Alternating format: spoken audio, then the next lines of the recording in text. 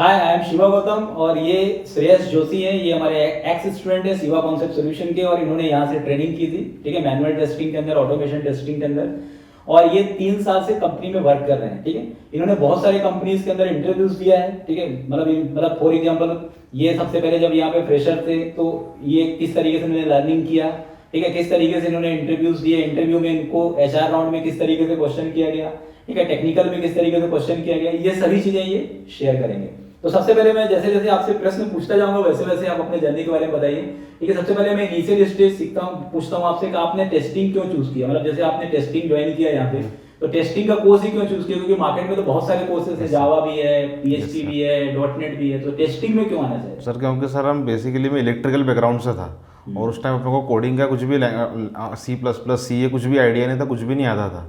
तो सर मैं यहाँ आया था आपके पास शिवा कंसेप्ट सॉल्यूशन में कि क्या करना है। तो यहाँ पे जो काउंसलर थे उनसे मेरी काउंसलिंग हुई, तो उन्होंने मुझे सजेस्ट किया कि आप टेस्टिंग में आ सकते हैं, तो उसके अंदर बिना कोडिंग के आपकी इजीली जॉब लग सकती है। थोड़ा आपको स्टडी करना पड़ेगा 3 मंथ्स अराउंड। ठीक है। देखो, इससे आप ये प्लस पॉइंट भी ले सकते हैं कि यदि आपका स्ट्रीम कंप्यूटर साइंस या आईटी नहीं है और आपका इलेक्ट्रिकल है या मैकेनिकल है या सिविल का है, तो भी एक क्यूए एक ऐसी प्रोफाइल होती है किसी भी आईटी कंपनी के अंदर कि आप उस पर्टिकुलर प्रोफाइल में अप्लाई कर सकते हैं और अच्छे से सर्वाइव भी कर सकते हैं। क्या मैं सही बोल रहा हूँ? यस सर, बिल्कुल बिल्कुल। मेरे 3 इयर्स हो गए मुझे, अभी भी मेरे को अच्छा लग रहा है कि एज ए क्यूए वर्क करना, और आगे आ जाके ऑटोमेशन में भी इंटरेस्ट आएगा। मैं लैंग्वेज सीखने के कैपेबल, अब कॉन्फिडेंस आ गया इंडस्ट्री में काम करके, डेवलपर्स के साथ काम करके वो हैबिचुअल हो गया उनके साथ इन्वायरमेंट में। तो अब लैंग्वेज सीखना इतना टफ नहीं जा रहा है कि स्टार्टिंग में अगर सीखता मैं कुछ जावा वगैरह तो एकदम थोड़ा लगता है कि डिफरेंट बैकग्राउंड से जॉब लगेगी नहीं, लेकिन अब मैं हो गया हूँ, मैं अच्छा, मेरे को इंटरेस्ट आता है लैंग्वेज। आपको काफी अच्छा हो गया। हाँ सर। ठीक है। तो जैसे आपने शिवा कॉन्सेप्ट सॉल्यूशन में जो ट्रेनिंग लिया, पहले तो हम आपका ट्रेनिंग फीडबैक जानना चाहते हैं कि ट्रेनिंग का आपका क्या फीडबैक था, किस तरीके से आपको ट्रेनिंग में कैसे क्या लगा, ठीक है। तो ये सब चीजें आप शेयर करिए, किस तरीके से हमारे यहाँ का ट्रेनिंग फीडबैक क्या। जैसे सर आपके यहाँ से ट्रेनिंग करी थी, उसके बाद आपने लाइव प्रोजेक्ट पे हमको वर्क भी करवाया था। तो वो जो आपके जो थ्योरेटिकल क्लासेस थी और जो लाइव प्रोजेक्ट था वो मुझे आज भी इंटरव्यू में काम आता है। जो आपने टेस्ट केसेस की शीट बनवाई थी सर ने हमसे, जो भी टेस्ट केसेस, बग रिपोर्ट्स और जो भी थ्योरेटिकल आपने पढ़ाया था, वो जो आपका पढ़ाया वो आज भी माइंड में रहता है कि नहीं सर ने इस क्लास में ये समझाया था।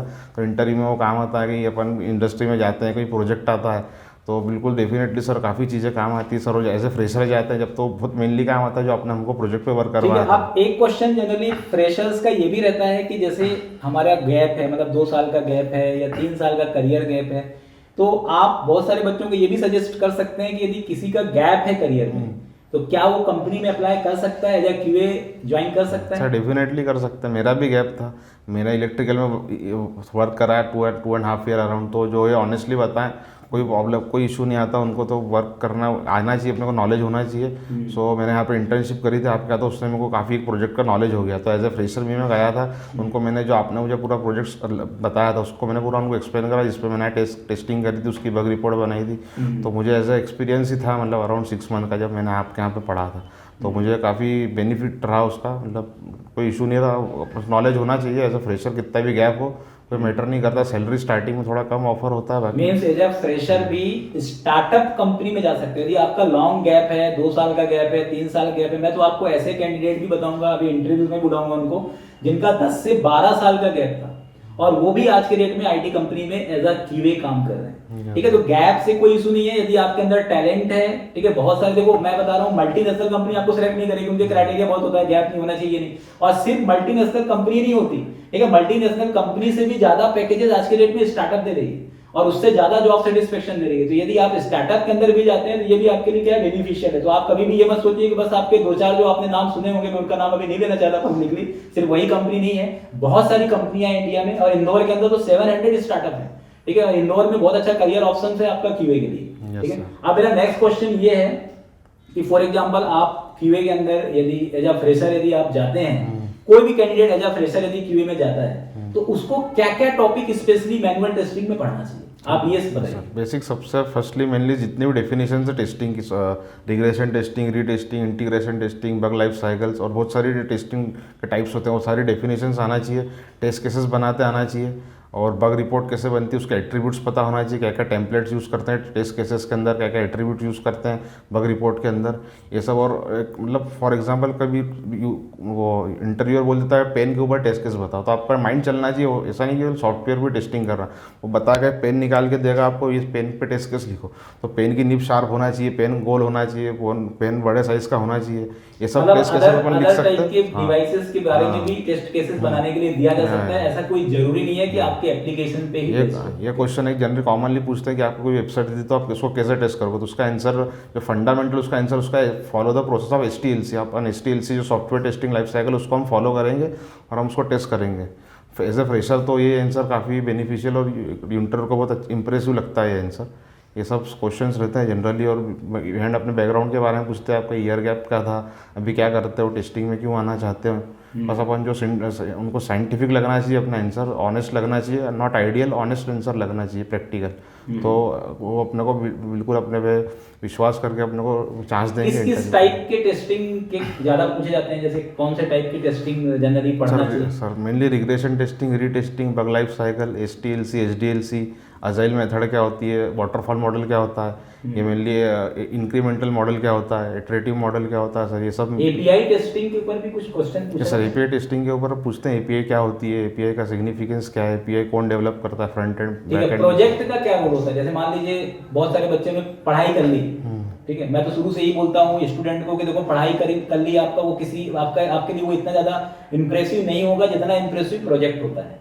यदि आपने प्रोजेक्ट, यदि आप डेवलपर बैकग्राउंड से यदि आपने प्रोजेक्ट नहीं बनाया, प्रोजेक्ट बनाना नहीं सीखा, तो आपके पढ़ने का कोई सेंस नहीं है। ऐसे आप टेस्टिंग बैकग्राउंड के और यदि आपने लाइव प्रोजेक्ट में कोई भी काम नहीं किया, आपने प्रोजेक्ट के अंदर के टेस्ट सिनेरियो या टेस्ट केसेस नहीं बनाए, तो मेरे ख्याल से उसका कोई मतलब नहीं। Yes sir. तो आपका कितना इंपॉर्टेंस ही था प्रोजेक्ट का? आपने प्रोजेक्ट जब डिस्क्राइब, मतलब किस तरीके से आपने प्रोजेक्ट डिस्क्राइब किया, ये बताइए आप। सबसे पहले जैसा आपने हमको स्कूल एक ERP दिया था, तो उसके ऊपर आपने पहले हमको बताया था कैसा बेसिक टेस्टिंग होती है, कैसा टेस्ट केस बनाते हैं या बग रिपोर्ट बनाते, तो उस आधार पे उसके ऊपर हमने टेस्टिंग करी थी, उस प्रोजेक्ट को ऊपर अंडरस्टैंड करा था मैंने आपके यहाँ पे, फिर उसको इंटरव्यू में समझाया कि ये प्रोजेक्ट की फंक्शनलिटी है, उसके अंदर हमने ये अप्रोच से हमने टेस्टिंग करी थी और ये इसके हमने इस टाइप से बग फाइंड करे थे, तो ये बहुत इंपॉर्टेंट है उसके अंदर। और फॉर एग्जाम्पल डेफिनेशंस भी होती है फॉर कोई स्मोक टेस्टिंग आपने पढ़ा दी, लेकिन कोई इंटरव्यू अपन के जाएंगे, कंपनी बोलते हैं कोई वहाँ बड़ी टीम रहती है टेस्टिंग की, तो कहते हैं आप स्मोक टेस्टिंग कर लो, अपने को पता ही नहीं स्मोक टेस्टिंग होती क्या, तो फिर अपन कर नहीं पाएंगे, इसलिए डेफिनेशन भी लर्निंग हो गया,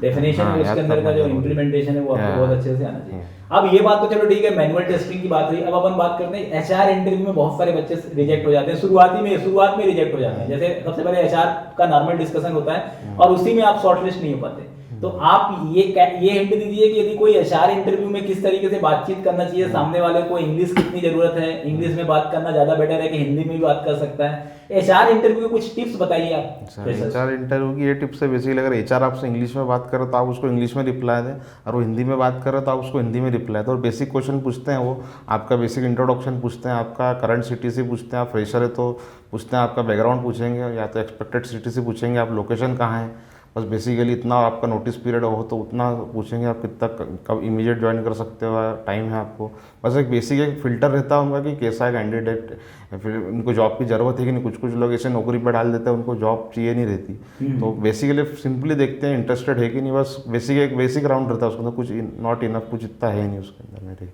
आई थिंक कभी मैं उस राउंड में रुका नहीं। जैसे मान लो एक क्वेश्चन और है मेरा कि जैसे कोई स्टूडेंट से पूछा जाता है salary expectation as a fresher, तो उसको क्या बताना चाहिए? कुछ लोग सैलरी एक्सपेक्टेशन इतना ज्यादा हायर बता देते हैं। सैलरी में एक्सपेक्टेशन ऐसा है, एज ए मार्केट में आप एनालाइज करिए, आप क्या चल रहा है मार्केट में। आप सर है शिवा सर से पूछ सकते हैं यहाँ पे क्या चल रहा है मार्केट में, कितना अकॉर्डिंग टू मार्केट आप सैलरी बता सकते हैं, आपको मुझे इतना चाहिए। वैसा इतना इंदौर का मार्केट है, इंदौर में जितनी रेंज है। मैं तो फ्रेशर्स को यही सजेस्ट करता हूँ कि जब भी आपसे सैलरी एक्सपेक्टेशन पूछा जाए तो आप बोल सकते हो कि एज अ माई स्किल्स और एज अ कंपनी नॉर्म्स आपको जो भी सैलरी लग रही है, एज पर कंपनी नॉर्म्स जो भी सैलरी आपको लग रही है वो सैलरी आप मुझे दे सकते हैं। क्योंकि यदि आपका पहला टारगेट एज अ फ्रेशर यही होना चाहिए कि आपको एंट्री करना है, yes, sir, आपको काम सीखना है, ठीक है, आपको सैलरी के पीछे नहीं दौड़ना है। क्योंकि सैलरी देखो IT में कभी बढ़ जाएगी। मैं तो आपके बहुत सारे ऐसे बच्चे बताऊंगा जिन्होंने 3,000 रुपए से चालू किया था और आज 3 लाख रुपए पर मंथ में, ठीक है, उनको भी मैं इंटरव्यू में बुलाऊंगा और आपको बताऊंगा उनकी जर्नी कि वो 3,000 रुपए से इंदौर के एक छोटे कंपनी से उन्होंने चालू किया और आज के डेट में माइक्रोसॉफ्ट जैसे कंपनी में काम कर रहे हैं। That is the difference. मतलब आप एक छोटे कंपनी से भी अपनी जर्नी स्टार्ट कर सकते हो और बड़ी से बड़ी कंपनी में भी पहुंच सकते सर, हो, ठीक है, इसमें कोई दिक्कत वाली बात नहीं है, ठीक है। और आप फ्रेशर्स को क्या सजेस्ट करेंगे इसके सर अलावा? फ्रेशर्स को ये सजेस्ट करूँगा कि थ्योरेटिकल ज़्यादा पढ़िए, क्योंकि आपको प्रैक्टिकल इतना नॉलेज रहता नहीं एज अ फ्रेशर। तो आप थ्योरी पे ज़्यादा फोकस करिए और एक प्रोजेक्ट कोई प्रैक्टिकली आप लर्न कर लीजिए अच्छे से, उसके बाद टेस्ट केसेस कैसे बनते हैं, क्या बनते हैं। जैसे for example Google search engine में टेस्ट केस पूछता, आप गूगल करिए, OTP पे टेस्ट केस बनते हैं, लॉगिन पेज पे टेस्ट केस बनते हैं। तो 4-5 अच्छे से उसको पढ़िए, पढ़ के जाइए और थ्योरी पे ज़्यादा फोकस करिए। फ्रेशर से थ्योरी ही एक्सपेक्टेड करते हैं, क्योंकि उनको इतना अब एक डाउट और भी रहता है लोगों को, क्या मैनुअल टेस्टिंग में जॉब मिल जाएगी, ऑटोमेशन करना जरूरी है कि नहीं है? इसके लिए क्या आंसर देंगे आप? सर मैनुअल टेस्टिंग ऐसे इनिशियल फेज में ठीक है, लेकिन बाद में एट द एंड 1 और 2 ईयर के एक्सपीरियंस के बाद ऑटोमेशन जरूर होता है। ऑफिस वाले ही बोलते हैं कि क्योंकि आप सीख बहुत के सारे आइए। बच्चों का मैंने भी सजेशन लिया है, तो उनका कहने का मतलब ये है कि इनिशियल फेज में उनको 2 साल तक तो मैनुअल में कोई प्रॉब्लम नहीं आई, लेकिन जैसे उनका एक्सपीरियंस बढ़ता है तो कंपनी की एक्सपेक्टेशन ये होती है कि आपको ऑटोमेशन भी आनी चाहिए। तो मेरे ख्याल से ऑटोमेशन टेस्टिंग भी आपको सीख के जाना चाहिए और ऑटोमेशन में अपने आप का कमांड करना चाहिए। इसके लिए ये भी बहुत बेनिफिशियल सर एक चीज़ और बताऊंगा इसके अंदर, जैसे कंपनी नहीं भी बोल रही, फिर भी आप 2 साल से मैनुअल कर रहे हो, तो अपने को लगता है कि नहीं ऑटोमेशन में सीख लूँ तो मेरा वर्क ईजी हो जाएगा। रिग्रेशन टेस्टिंग में बार बार परफॉर्म करूँ, एक बार स्क्रिप्ट लिख दूँ, कंपनी नहीं भी बोल रही तो तो ये मेरे मतलब लिए यदि भी आपको easy हो रिस्पांसिबिलिटी एक कोई कंपनी ये बोलती है कि आप बस इसका सॉल्यूशन दे दीजिए, हाँ, बस, ठीक है, क्योंकि देखो टेस्टिंग की टीम में आपको टीममेट्स बहुत कम मिलेंगे। मेरे ख्याल से डेवलपर की टीम से मात्र 2 या 3% टेस्टिंग की टीम होती Yes, है, sir, yes, sir. ठीक है। इस केसेस में आपके पास बहुत कम समय रहता है टेस्टिंग करने के लिए, Yes, sir. तो इस केसेस में आपके लिए ऑटोमेशन आपके लिए भी बहुत अच्छा है। इसलिए यदि ऑटोमेशन है तो आपके लिए बेटर है, Yes, sir. ठीक है। थैंक यू आपका एक्सपीरियंस शेयर करने के लिए, ठीक Thank है। you, sir. बस हमारी शुभकामना आपके साथ है कि आप बहुत अच्छी अच्छी कंपनी में जाइए, अच्छा सेलेक्ट हुई, ठीक है, Thank और you, आपका sir. भविष्य बहुत उज्जवल हो, thank you sir, thank you so much. ठीक है। 11 मिनट कितना है? 11 कितना? 11 मिनट कुछ सेकंड 11 मिनट, हम तो आधा घंटा बोल ले, 1 घंटा बोल ले, बोलना चालू कर रहे थे। अभी पहला है, सही है, अच्छा है, सही है, कोई दिक्कत नहीं। अच्छा बोला क्या सर? देखते हैं ना, आ जाओ आ जाओ। नहीं आप बोला कैसे सर, आंसर कैसे लगा? सर जो आपने वो पढ़ाया था अभी भी ये काम तो आता है। इनको मैं यही तो बोलता हूँ कि ये